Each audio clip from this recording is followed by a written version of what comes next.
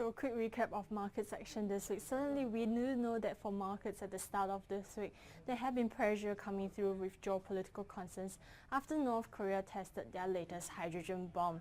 And further into the end of this week, US markets have been weighed again once with the Hurricane Irma expected to hit the shores on Sunday. But throughout this week, we have had other interesting developments as well.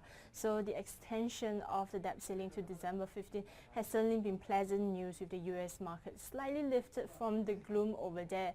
And of course, we have had the ECB meeting as well, where the market itself was pleasantly surprised, especially for Euro bulls, to see Euro US dollar shoot above 1.2 after the ECB themselves highlighted October as a time to share on further plans with regards to the balance sheet tapering. So do note some of this development that's going to come when the next meeting happens in October. But on a week-to-date basis, certainly for Asian markets over here, we are seeing pressure, and STI is down about 1.5%.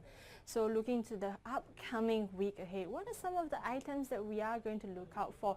Certainly for the full suite of events, once again refer to the IG economic calendar, but I'm just going to highlight a few items. So we do know that for September, it's actually a big one for monetary policy.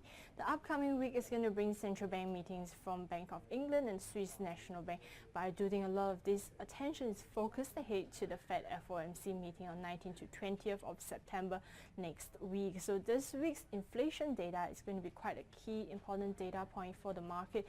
Although we do know that the Fed themselves do look at the core PCE number, this itself actually preempts that data.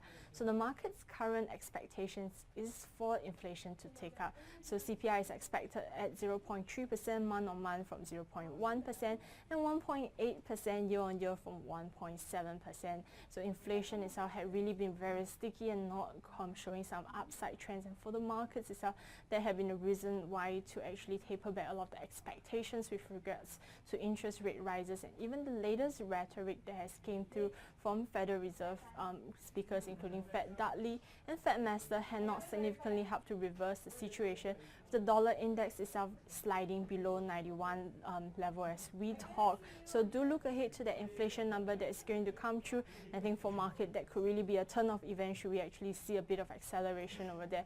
But of course, into the end of the week, the market will be concerned about other items such as retail sales, industrial production, and also the UOM sentiment, all expected to show a bit of moderation. So I will be careful if I were actually trading the dollar markets. So that having said that, we are also looking at other indicators that's going to come through from Asia in the coming week. So this week we have had the trade data coming through from China. Not exactly a very strong numbers in terms of the US dollar terms, but the market itself doesn't really seem significantly moved by that. Sort of the one we certainly have had good PMI numbers. So we are going to look at how industrial production, retail sales, and also the fixed asset investment performance is going to be for the upcoming releases. In addition to that, for those trading the Aussie market, another thing to look at will be the employment change numbers that's going to come through as well. But having said all of that, certainly we do know that Saturday is going to be founding day for North Korea, and the market is really expecting them to actually show a bit of their military strength with another missile attack. So do watch out for the flow of risk sentiment at the start of this week. I do think that itself is going to shape a large part of trade for next week as well.